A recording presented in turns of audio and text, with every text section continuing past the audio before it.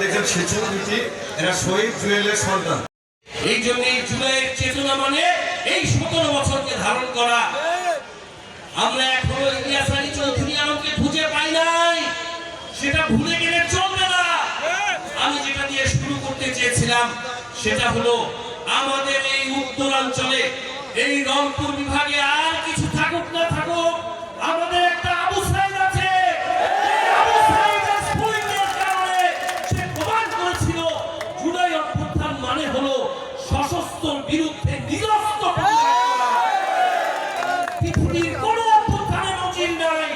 সশস্ত্র বিরুদ্ধে নিরস্ত্র হাত তুলে গুলি খেয়ে বসে পড়ে আবার একবার হাত তুলে দাঁড়ায়।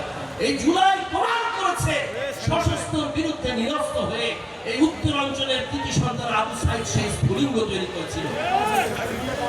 আমি এবার আপনাদের আরেকটা কথা বলতে চাই, বড় বড় কথা যারা বলে আজকে তাদের খাতা খুলে এই জুলাই অভ্যুত্থানে তাদের সংগঠনের স্ফুলিঙ্গ দেখাতে পারবে না।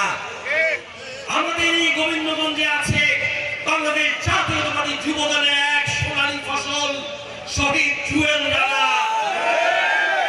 আরেকটা স্ফুলিঙ্গ আপনারা যারা আজকে জুলাই চেতনা বিক্রি করে বড় বড় কথা বলেন, সারা দেশের কথা বলি, এই ধরনের একটা স্ফুলিঙ্গ আপনারা দেখাতে অনেক কষ্ট হবে।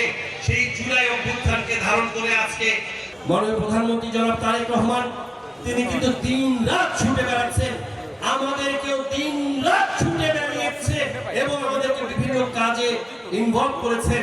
এই গোবিন্দগঞ্জ তথা আপামর জনসাধারণ, উত্তরাঞ্চল তথা সারা বাংলাদেশের আনাচে কানাচে তিনি খোঁজ খবর নিচ্ছেন, তার জন্য আমাদেরকে প্রস্তুত করছেন। প্রত্যেকের কম বেশি এখানে অবদান রয়েছে, কারো বেশি আছে, কারো হয়তো কম আছে, কিন্তু এই জুলাইকে যারা ধারণ করে তাদের প্রত্যেকের অবদান আছে। আমি আপনাদেরকে বলেছিলাম নির্বাচন পূর্ববর্তী সময়ে মিছিলের শেষ ছেলেটাও যেমনি ভাবে মূল্যায়িত হবে জনাব তারেক রহমান বলেছেন। আমি আপনাদেরকে বলেছি ইনশাআল্লাহ গোবিন্দগঞ্জের আপামর জনসাধারণ